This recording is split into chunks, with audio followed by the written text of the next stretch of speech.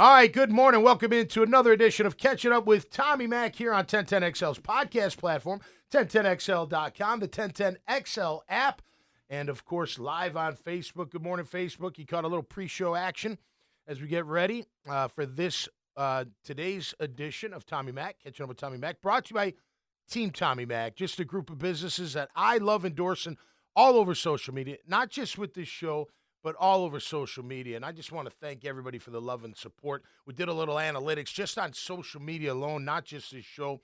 Over 550,000 views in 2 months on all the platforms and whatnot, from Twitter to LinkedIn to Facebook to Instagram and everything in between, YouTube. Just fantastic. Really appreciate all the support. We had a great time in the Keys, like I was saying. Great to be back in the 1010XL studios, the podcast studios. We had a blast down there, no question about it. Came back, had a great weekend. Last 2 days was at the Coughlin J Fund Gala dinner and golf tournament, and let me tell you, it was absolutely spectacular. What a night and day. They raised $975,000 at that event.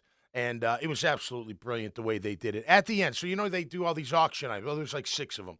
And Brian Sexton and Dan Hicken, they're the best. They're great at emceeing the dinner gala. So not everybody, puts money up for the trips and this and that. But what they did was they said, okay, this is what we're going to do. We're going to start at a certain level and we're going to go down. And then we'll just raise your paddle. So they went from $15,000 to $10,000 to $5,000 to $2,500 to $1,000 to $500 to $250 to $100, and they raised, just by doing that, over $200,000 just by doing that. And I was like, man, that's a brilliant move, because not everybody can put up 20G or put up 15 or put up 10 or 5 for that matter, but they could put up 100, they could put up 250, something like that. So absolutely fantastic. Coach Coughlin's a man. I love that guy. And I tell you, everybody else loves him too. The cast of characters that were there were absolutely insane. It was great. Doug Peterson showed up, by the way. What a classy dude, man. I had a chance to talk to him. I said to the Facebook pregame one-on-one with Doug, and just said, hey, man, sorry it didn't work out. Wish you the best, that kind of stuff. We talked about things I'm not going to get into, and I'll tell you off the air, Grammage. I'm interested to tell you about that. I got to meet Liam Cohen for the first time, which was really cool. What a cool guy, man. And I tell you what, watching him, because I like seeing how people interact. You could tell he's a genuine kind of soul. You know what I mean? He's positive, upbeat, but really cool. Really cool. I enjoyed that. Campanile was there, but I didn't get a chance to meet him. I was looking for this little Italian guy, but I couldn't seem to find him somehow, who screams a lot. But nonetheless, I can't wait to see that, meet him as well. But Ed Werder was there from ESPN. I mean, there's just a bunch of – met Luke Kuechly for the first time, who broke my record. This dude, let me tell you something. I didn't know how big he was. He's a big guy. I mean, he's a little bit taller than me. I'm not that big. I'm like 6'2", He's like good 6'3", still in really good shape. He does the Carolina Panthers radio broadcast. What a great guy, though. Really cool. I'd never met him before. I did ask him one thing. I said, couldn't you wait until after the 20th year to break my record of the single-season tackle record at Boston College? He just kind of laughed. He did have a couple games to do it, but he's still incredible. Way better than I was. Way, way better. This guy was absolutely a fantastic college player. I remember him as a sophomore, wearing number 40. He made every play. I mean, he was running all over. I was like, who is this kid? Unbelievable. And, of course, we saw him with the Carolina Panthers. Just a sick individual from an athletic standpoint. And, man, cerebral as heck. They all talked about he knew everything. He could call out plays. That's a true professional right there that studies a tendency so hard that you can figure out a play before it's even snapped. And he was that kind of player. So it was cool seeing Luke. Good dude there. A lot of Boston College guys were there. Dan Coppin, the center from the Patriots. Chris Snee, the guard from the Giants. Pete Mitchell was there, my good friend, of course. Bill O'Brien showed up. Yeah, the head coach of Boston College. That was awesome, with my friend Mike Panos, who was a linebacker with me and a good friend of the McGillis family. So just a great, great night of people. Dick Vermeil gave me a big hug. I love Coach Vermeil, man. He's just a salt of the earth type of guy. Coach Campo was there. Of course, we all love Coach Campo, and just so many others. I can't name them all, but what a great day and night. And I was fortunate enough to play. All right, so typically in the Coughlin J Fund, all right, I don't like playing golf. I'm just not a golfer. Right? I don't like fishing. I mean, I like fishing, but I like catching. I don't like fishing, so to speak. But I'll go. You know what I mean? So I always tell Kelly Coughlin at the J Fund, I'm like, look, if you need me, I'll play. Well, Saturday night I got the text. Hey, Tommy, we need you to play. I was like, okay. I pull out my 1996 golf clubs. No golf shoes. I don't care. I'm not buying them. I found my best tennis shoes that had the most grip. And I played with a group of ladies. I want to say thanks to Pops from Boston College, man. You were absolutely fantastic. And he brought down couples. So Luke and the men played, and then me and the ladies played. And let me tell you, me and the four, they're like, oh, my gosh, you're going to be able to handle this? I'm like, I live with women, man. It's going to be a piece of cake. But we had quite the time. And some good shots. You know, we finally said, look, we're going to change our name to Not a Six. So if we get anything better than a 6, that's good. You know what I mean? It's a scramble. We scrambled, but it was a lot of fun. Thanks, ladies, for such an awesome time. All right, the Jags are in full swing with their OTAs. I was saying earlier on Facebook, here we go. You know, and it's not just the Jags, right? So I'm scrolling through Twitter, and I'm seeing the Indianapolis Colts. Look at Daniel Jones throw this football. What a throw. Got no helmet on. Nobody's rushing him. Receivers running on air. Wow. Isn't that incredible? Like, no, it's not incredible. You're an NFL quarterback. Like, how do you miss? You should never miss. Ever. It should be right in the exact spot it's supposed to be when nobody's coming at you or coming after you. And you get the slow motion spiral in the air with the music playing. Throw. You're like, give me a break, man. Give me a break. Listen, I'll tell you this, and I want to talk about Trevor's comments because I didn't quite like them, to be honest with you. And it's not, look, I hope you know it's never anything personal. I just want him to win. That's it. And I'm sick of the excuses. I'm sick of the hype. I bought into it the past couple of years, totally fooled us, totally let us down. So I'm going in with an open mind, don't get me wrong. And I want Liam and his team to win. There's no doubt about it. But I'm not buying into the hype. You got to show me, man.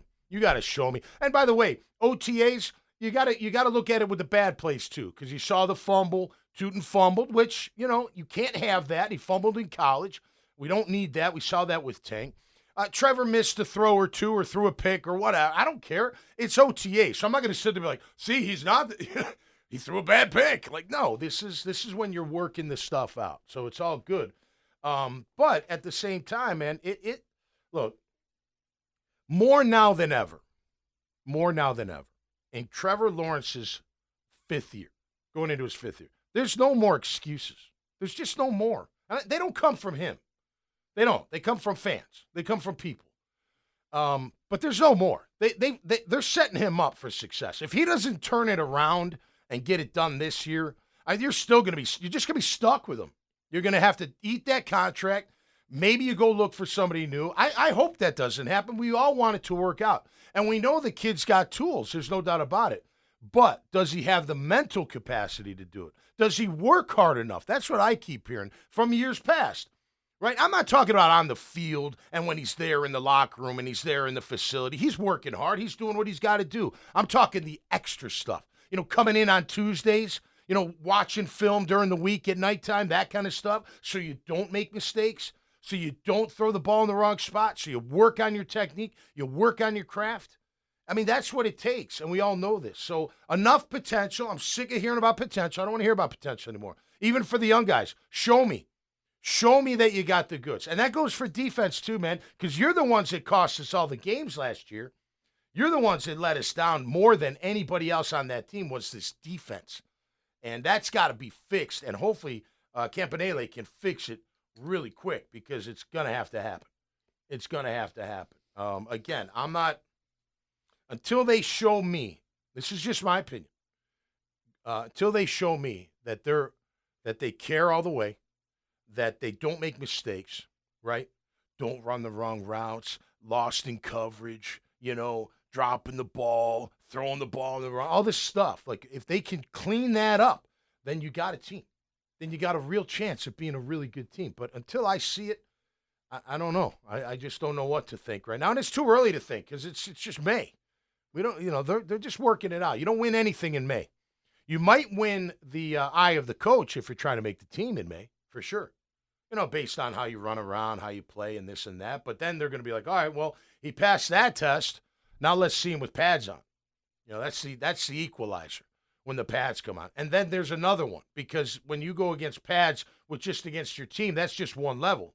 Then you go against another team. Then it's preseason. Then it's regular season, right? I mean, everything gets heightened and heightened and heightened. So you can make your mark in May. There's no doubt about it. But, you know, you're not winning any games in May, in my opinion. Got to put it all together, and hopefully they can. And we'll look forward to them doing that. Trevor had a comment on Liam Cohen's offense, and I'll read it as a quote because I got it off Twitter. It gives you all the answers. You don't feel like you're stuck in a play that's not set up for success. It's definitely like any system I played in before. Huh.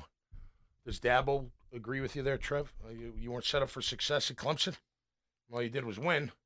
I'm assuming you got set up pretty good. Their system, I'll actually go open.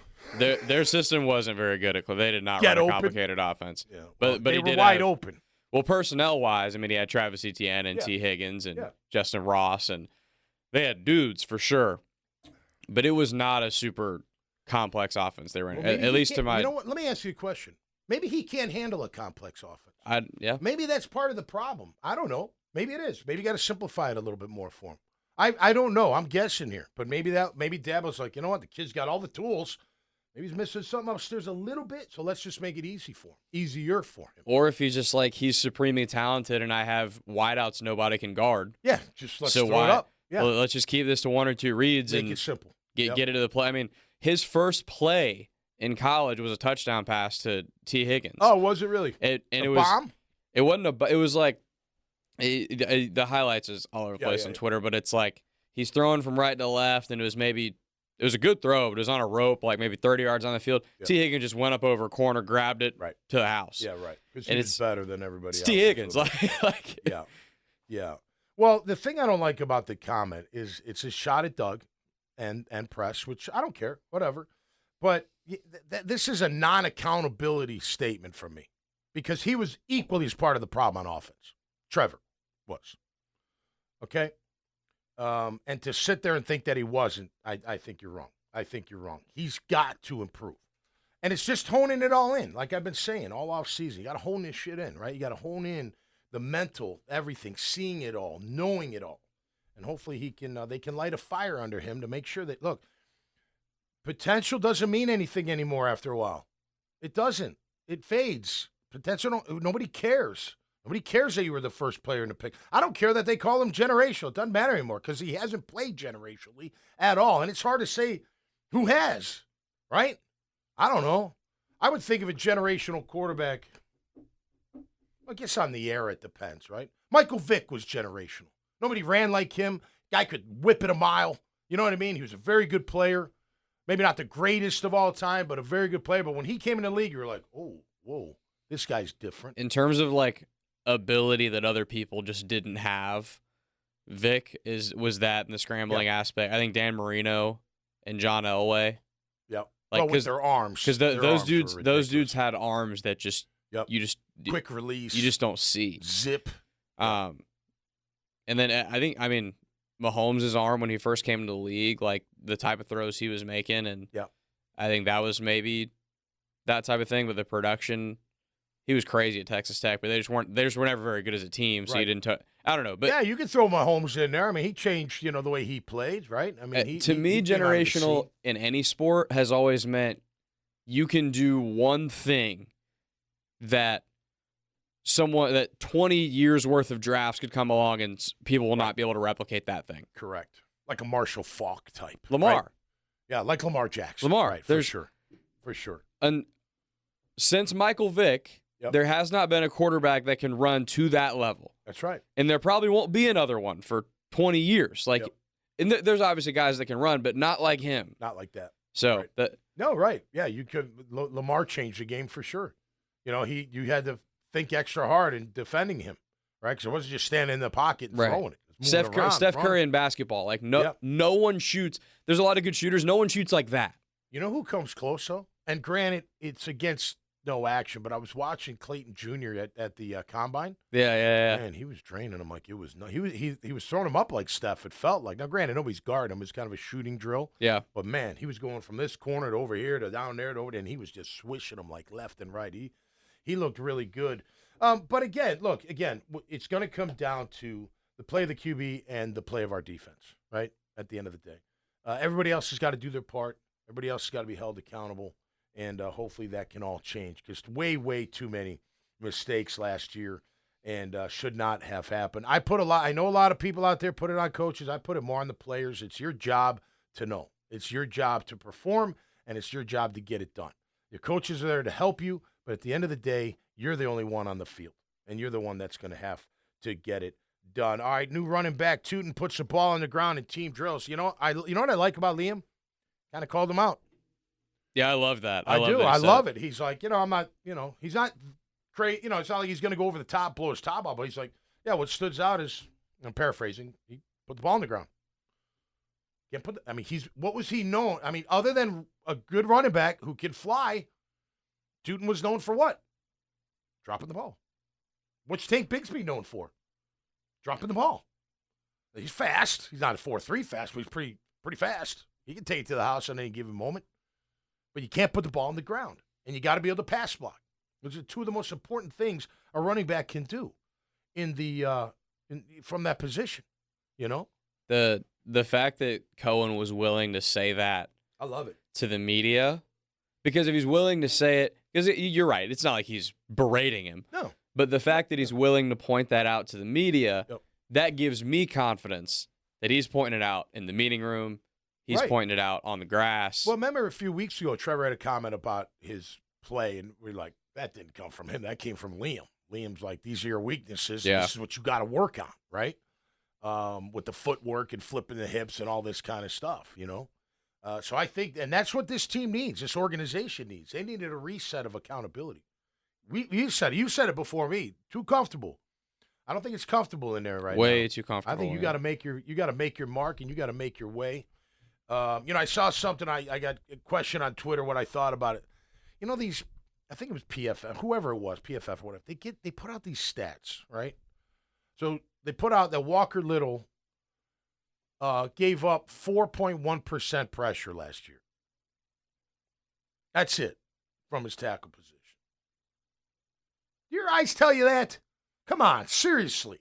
And they're like, what is he? The most underrated left tackle in the game. You're out of your mind.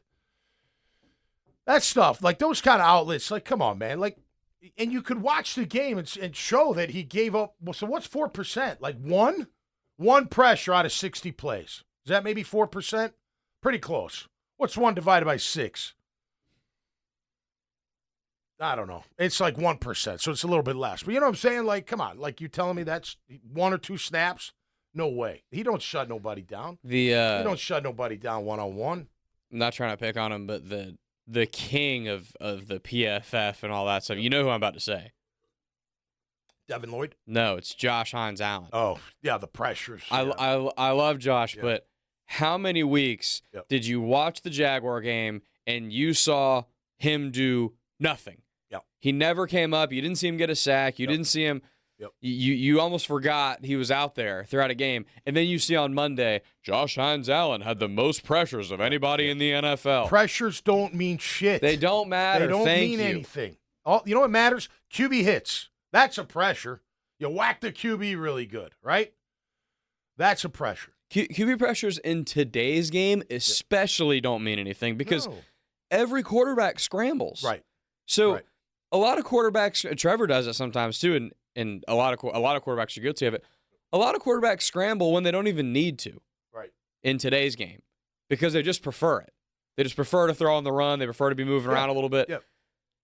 Is that a pressure because someone started scrambling? Even if it is, it doesn't matter. It doesn't matter at all. It does not matter at all. So if you pressure my QB out of the pocket and he slings one down the field for a 30-yard gain, what is that pressure? Right. It don't mean anything. It's QB hits and it's sacks. That's it. If you're an edge rusher, that's all that you should care about. How many times am I hitting the QB? How many times am I getting him on the ground in a game? Not how many times am I getting close where he's got to step up. Wow, here's a pressure. Here comes the end. He's got to step up in the pocket. But yet he makes a throw for a touchdown. He still gets the pressure. It don't mean, who cares? It doesn't mean anything. So anyway, that kind of stuff drives me a little batty. And we've talked about this too with the pressure part. At least, like if that's actually true, if you're really getting pressure like that, because that stat, what does it insinuate? It insinuates that you're on the QB's ass all game. Yeah, you're harassing them all day long. Right. If that's actually true, then you should be getting 2-3 sacks a lot. Okay, let's do this. If 8 pressures, you've seen that. Oh, you had 8 pressures, right? So out of those 8 pressures, you better hit the quarterback at least 3 times and get a sack. Yeah. Fair? Yes. 100%. So when you, at the end of the game, say you had 3 QB hits and a sack, you're like, that's a pretty good day. Correct. Right? Correct. Not 8 pressures, 0 QB hits, 0 sacks. That's not a good day. Correct. I don't care what that says to any outlet. It doesn't mean nothing. It's funny how, it's funny, man. It's funny. We seem to be a society, just, not everybody, obviously, but we make excuses for people all the time. We make excuses for our team all the time. We make excuses for the players all the time. I tell you what, man, you got to change that. Because when you have kids and you start making excuses for them all the time, that ain't the right way to go. Let me tell you right now. They need to be held accountable just like everybody does. We're creatures of habit, man. You got to do it. So we're going to see, man. We're going to see what they can do because this is the year. This is the year. And again, I don't know, man. I really hope, and I really mean this, for the organization's success, that Trevor does turn out to be that badass quarterback. Because you invested a ton of money in him. Shad can handle it. He's not going to have to worry about that. I'm not saying that. But you're stuck with him, is what I'm saying, with that contract. You are. Now, hopefully you're stuck with him because he's great. He turned the corner. He's more consistent. He's spot on. He's doing it right week in and week out. His players are responding to him. He's making them better. They're making him better. This is a juggernaut of an offense, right? You know what I mean? That's what we got to see out of Trevor Lawrence. Because if not, if we have another year like last year and the year before, at least the latter part of the year before, you're going to sit there. I know what I would sit there like, gosh. And look, Liam's sitting there going, I didn't pick the guy. You inherited Trevor. And that's okay. I'm not saying that's bad, but hopefully he can get it all together. And I think with the accountability, I think he would. Because if it got comfortable for everybody, it got comfortable for Trevor Lawrence too. And he's the leader of that team. And I'm telling you right now, if he got comfortable, other guys will follow. Because they're like, well, he's comfortable. Well, I can be comfortable. That's how it goes, right? When you see a leader of the team doing extra stuff in the weight room, in the training room, in the film room, you want to do it too. It's just contagious. But when that star player after practice says, hey, let's get a lift. Nah, I'm tired. I'm going to go home. Right? Hey, let's watch some film. Nah, I'll watch it at home, man. No, I'm out of here. Well, guess what? The other players are going to be like, all right, I'm out of here too. Except the ones that are hungry are like, all right, well, let's let him sleep a little bit, and I'll get in there, and I'll study, and I'll improve my game, and who knows, maybe I'll be the next guy in line, you know? You think Devin Lloyd is inspired by that? And like, no. No. And he doesn't inspire anybody either. No. Now, that can change. That can change. You can change the attitude. There's no doubt about it. And I think that's what they're going to do. And I think they're doing it. From Baselli to Cohen to who they're picking and what kind of players they are going to be like that love football. Yeah, then it'll work out.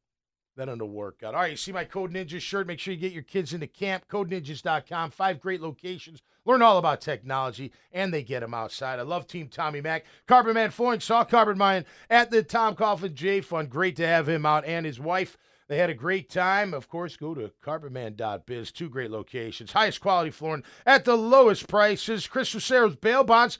Get out of jail quick. If you get thrown in the clink, he gets you out in a blink. 904-822-2245. That is 24/7 service from CLBB. Morgan & Morgan, the largest personal injury law from the entire free world. They got the resources to handle any kind of injury, any kind of claim. Go to forthepeople.com. J-Dog Junk Removal and Hauling. The dogger machines outside, riding that one around, but make sure you give them a call. When you're in need to clean up your house, clean up something in a shed, they'll refurbish everything they take as best they can. Give it to veteran families in need, and they will do a superior job. I've already turned them on to a lot of people, and, man, they come back with Raven Reviews. Azar Sausage, third generation, homegrown, down home. The Azar fellas got it going on, man. Make sure you check out their great sausage in stores of Winn-Dixie and all throughout Northeast Florida. A great company, I tell you. They're whether in your favorite dish or in a bun, Azar Sausage is the one. Newmark Phoenix Realty Group, they are the #1 commercial real estate firm in all of the land. I've known these guys forever. You could trust me when I say it. They handle it all, and they are top of the class here in Northeast Florida, whether it's investment, sales, development, retail, office, industrial. They do it all. Make sure you check them out at phoenixrealty.net or 904-399-5222. Saltair Inn and Suites. Visit saltair.com, a fantastic boutique hotel that's absolutely incredible, and you get concierge service 4 blocks from the beach, 2 blocks from all the action in Atlantic Beach. Family Tradition Specialty Foods, home of Coconut Joe's hot sauces. They're the hot sauces on my table. Give me a shot to be the hot sauces on yours. I'm telling you, you won't be disappointed. They are winning awards with the Scovie Awards as some of the best tasting hot sauces out there. Check them out at FamilyTraditionsSpecialtyFoods.com and put in pound Team Tommy Mack in that discount code bar and get a BOGO free. Freedom Finance, that's your fractional CFO, Courtney Myers. Whether you're a startup, whether you're a new business, whether you're early stage, trying to take that next level, bring in Courtney, bring in his CFO capabilities because that's what he does. He'll get your books right. He'll get the forecasting right. He'll help you raise funds. He'll get everything set up financially for you. Check him out at freedomfinance.LLC on the World Wide Web. And the Baracus Group, man. Get your family and business protected. Some of the fastest responses, rapid response team ready to go for you. BGSJax.com. Stay protected out there, people. No question about it. Please check out TommyMack.net. You'll see all the logos there with their websites embedded. And you'll see this show and the horse's mouth as well. And always a great time. Make sure. And also thanks to 1010XL. Love being a part of the show. All right, there's a really interesting and weird squabble going on between Ryan Clark and Robert Griffin III. I'm not going to get into it too much, but fellas, come on, man. Just talk sports. I don't know. I tell you, I'm not a huge basketball watcher, so I don't really watch Caitlin Clark or Angel Reese or any of the girls. I see the videos. I see the highlights, that kind of stuff. I like that Caitlin is not taking crap from anybody because she took a lot of crap coming in. And I don't have a problem with Angel Reese either. I don't know. It's good for the sport. I saw somebody online say that Phoenix I think her team's coming to Phoenix. Courtside seats are like $3-4 grand to watch Caitlin Clark. I wouldn't pay that to watch her, but whatever. You go and do your thing. It's cool. You know what I mean? But then Ryan, this whole thing, like this, it's race, it's bringing in families, like just X that out, man. I'm not taking sides for either one. All I'm saying is, man, keep it cool. Keep it cool. You're both doing a good job. You both, A rivalry in the sport like that people want to watch is the best thing that's ever happened to that league, arguably. For sure. Yeah. It is good to have those. Yep. Listen, Michael Jordan and Isaiah Thomas to this day don't like each other. I know. That was great. To this day, they don't like each other. I know. I watched that from Chicago, man. I wasn't in the thick of it. I wasn't alive when they were playing, but I know that was must-watch ball. Well, in all honesty, at least in my opinion, until we took Dennis Rodman from Detroit, that's when it changed. I mean, Jordan's phenomenal, but when Rodman came, things changed for that team. And Jordan had some backup, Right. And Michael was always fiery and all that. But you're right. Those kind of rivalries are fine. I just don't like the personality speaking on them, fighting over. It's like ridiculous. Come on. Well, but it's like, but that's like to the point is, it has to mean something more than basketball. Yeah, it's just basketball. Right. It's just basketball. Right. Caitlin Clark is she's kind of like the darling of that generation of WNBA players, and Angel Reese is like I think I'm really good too, and so they have a what's wrong with that? It's a great rivalry. If they don't like each other off the court, who the hell cares? That's right. So it doesn't matter. As long as it doesn't spill off the court. Of course, obviously, which it never has. It's between the two of them, it's only ever been on the court, and then like they're like press conferences and stuff. Yep. But it's not like they're meeting up and fighting after the game. That's never happened. Right. They are bitter basketball enemies. Yep. I don't know if they probably don't hate each other, but they're on the court, they're bitter enemy. Yep. That's great for the sport.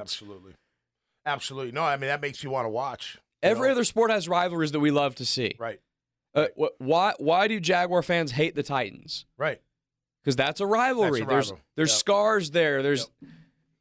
That's good for the sport. I know this is going to sound bad, but I like the little fights in sports. Like, I like when football players fight and get fired up.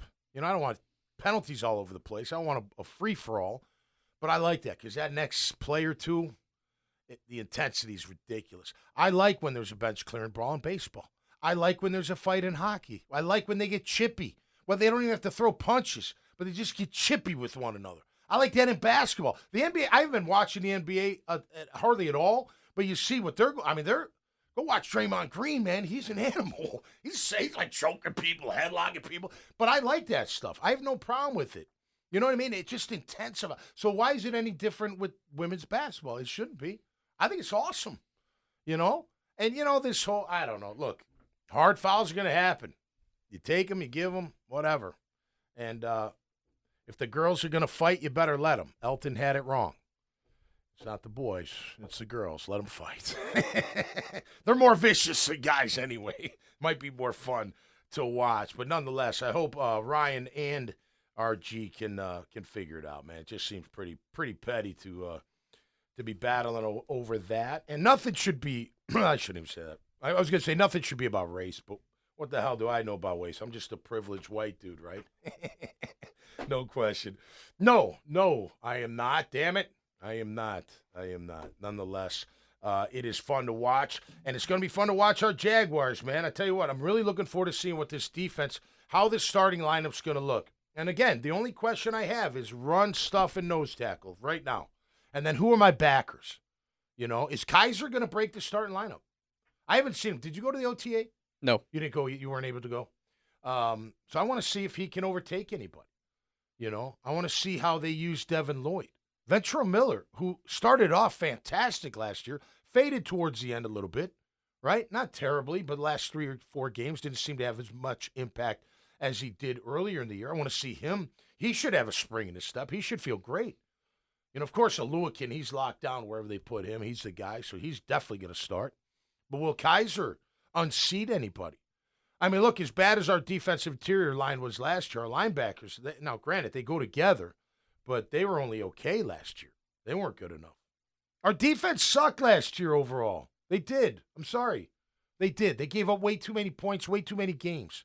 You had it locked down, and you gave up too many plays. So, and to me, that was all, and we know what it was, right?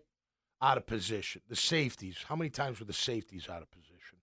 How many times was Lloyd out of position? You know what I mean? Like, in coverage, I mean. Jumping on the under routes. High-low you. They're going to high-low you all day when they know you're going to jump the under. And we never recovered from it. So that's going to be an interesting part of the defense. And, look, if they get 16 right and they get the defense right, this could be a really good year for the Jaguars. No doubt about it.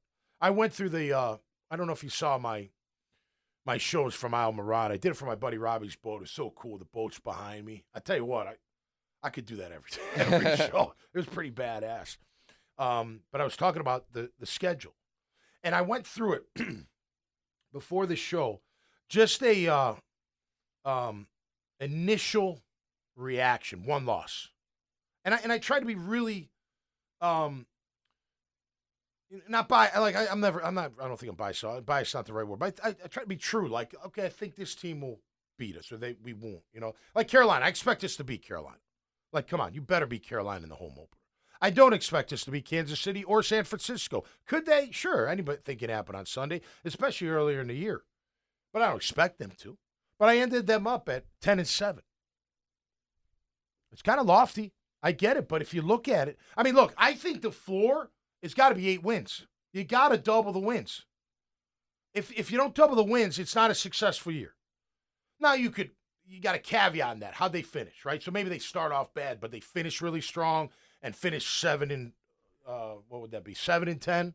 You know what I mean? I'm not going to be like, oh, that sucks. It was terrible. You know what I mean? But you got to double the wins. You got to go from 4 to 8 wins at the minimum for this year, in my opinion. I'm not one of those that they get a year or two. No, because they didn't say they're going to need a year or two. They said this team's not a 4-win team, and I agree. So let's make it an 8-win team at the very minimum. But I am at 10-7. But here's the thing. Like, one thing that we know during the season, Grammage, you could look, like, I look at the Jets late in the year. I have a W for the Jags. But what if Justin Fields turns out to be the quarterback they need, right? They got a good O-line. They got Breece Hall. They got receivers. They've got a defense. Maybe Aaron Glenn's got the right sauce. You know what I mean? That may not be a W right up, where you're like, oh, that's a win. You might be like, all right, this is going to be a really tough game, and we may not win this game. If you have 10 wins, that probably means you haven't beaten the Titans twice. What if Cam Ward ends up being really good? Like, there's so much stuff, because this gets talked about in college football a lot, because people make a lot more of the schedule in college football, but the same is true in the NFL. Like, you look through a schedule, we all base it off of our last feeling and our last impression of that team from the season prior. Yep. But, like, San Fran, tough year. Yep. If you don't think San Francisco is going to be better, you're crazy. They were very injured last year. They were very injured. Right, correct. Yep. But people's most recent memory was, a post-Super Bowl, they had the big fall-off, blah, blah, blah. The 49ers are going to be the 49ers again, I promise you. Like, they're going to be a really good football team again. They will. The Titans were the worst team in the league. I don't think the Titans are going to be world beaters, but they'll probably be at least a little bit better. I had us sweeping Tennessee and Indy. If you have 10 wins, I figured you probably had 4-0 against those two. But I have a splitting. And probably splitting, yeah. I based on, if you have 10 wins, I don't think there's any other way you can divvy that up. If they win 10 games, you can't ever lose to the Titans. Those games are too gettable. Right. In those 4 games, you know what I mean?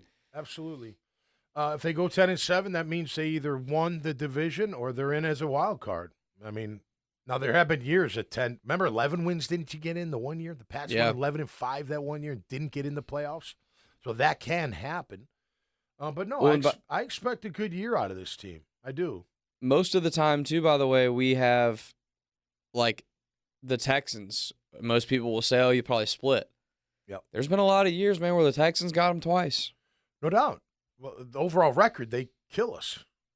And they don't think they're feeling good about their team, guaranteed. D'Amico Ryans is a good coach. They got a good quarterback. He had his struggles last year, but got better towards the end of the year. You'd expect Stroud to be better.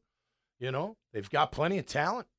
I don't know about the offensive line. They didn't really. They let Tunsil go and brought Cam in, but we'll see about that. But that's going to be a tough out. That's why I have them split. I think they are going to be a tough team. Yeah, I think Houston's going to be around that 9-8, 10-7 type 1-loss record, and we need to match that in order to have a shot. I think getting the Rams in London is a tough break because I think you would. I got that as a loss. I think the Rams are going to eat us. I do too, and I think you lose the opportunity of getting to host a West Coast team, having to make a cross-country trip at your home stadium.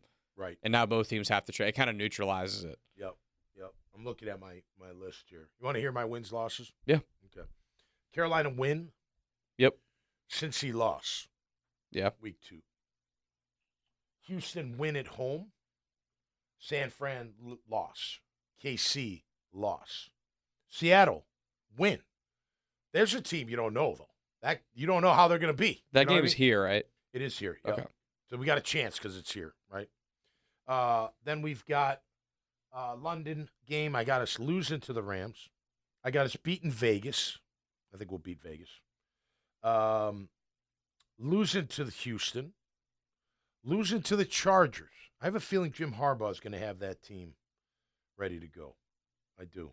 I think he's he's Mr. Accountability, that guy, other than stealing signs when he was at Michigan.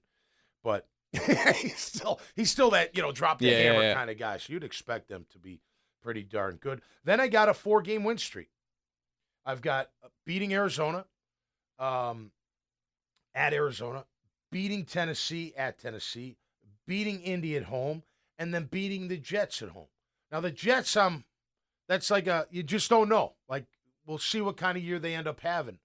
But they've got plenty in the talent pool. That's a pretty favorable part of the schedule too. Yeah, it is. It is. Well, unless the Jets turn out to be good. You know or what I the mean? Cardinals, you never know. But right, yeah, we should beat the Cardinals. I don't know.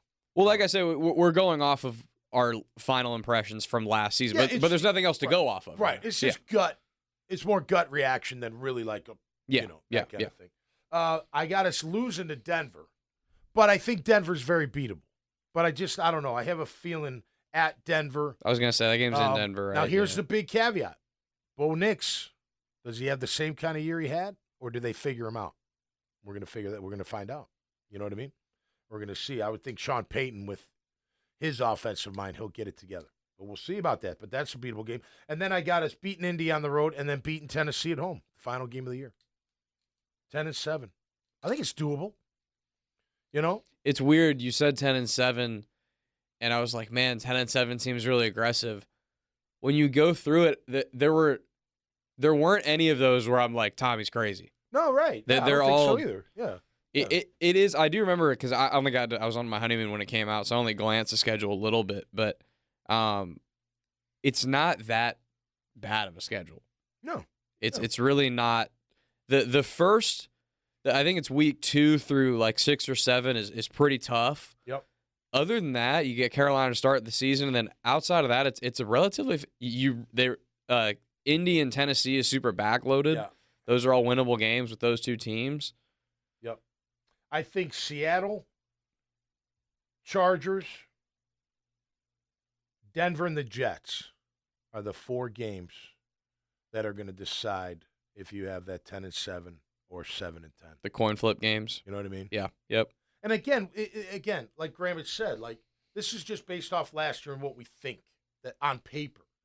Doesn't, as we always know, it doesn't turn out. And the teams that you think are going to be an easy victory sometimes end up being the hardest games to win, or you end up losing that game. Or teams that right now we think, oh, they're really good, are not. Or the other way. Yeah. Right. Like the Jets thought they were going to be great. And what happens to Aaron Rodgers? How many teams early on in the 2023 season that had the Jaguars late on their schedule were like, man, that's going to be a tough game. Right. By the end of that season, the Jaguars are limping to the finish line. Right. Yeah, no, exactly. The Eagles, the same. Remember the Eagles collapsed at the end of 2023? Absolutely. How many teams probably – the thing about being they one were of their – 10-1. I know. Yeah. I forget who That's insane. Maybe it was Dallas or something. I forget who they played the last game of the year, but it's like it's one of their division opponents, obviously. But, you're thinking early on like, Jesus, that's a brutal way to try to close the year, and we got to try to beat Philly. It was only 10. Right. And then they're limping to the finish line. Right. Absolutely. So it's you just never know. Never know until you get it going. Yeah. And it's always how you finish anyway, right? Not how you start. It's how you finish, and that's how you get into the playoffs and hopefully have a shot. So I'm expecting big things. Look, man, I'm excited. Oh, I did get. You know who I got to see, man? I hadn't seen Edgar Bennett forever. He's such a good. I know his brother Mark, and it was great to see him. And he is jacked up. The first thing he said is like, Travis is special. The wide receiver, he's like, 'cause he's a wide receiver coach. He's like, I said, how we look? He's like, Travis is special. I was like, all right, cool. I look forward to seeing it, you know?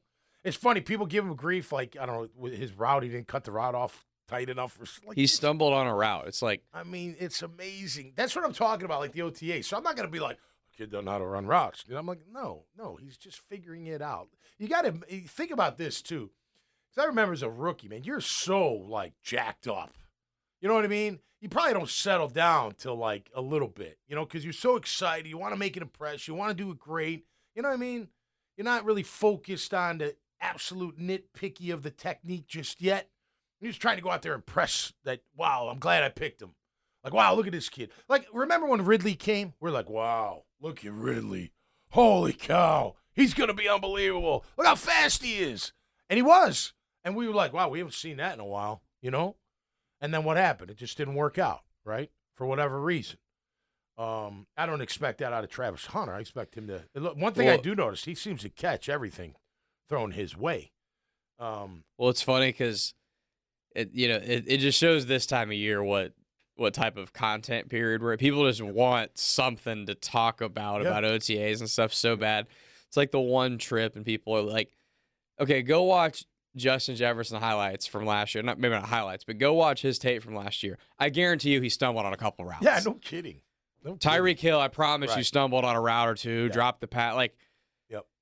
the best receivers in the game still make mistakes. Absolutely. So now, obviously, if he's stumbling on every other route, we got a problem, but I don't anticipate that happening. You know, I didn't hear Travis.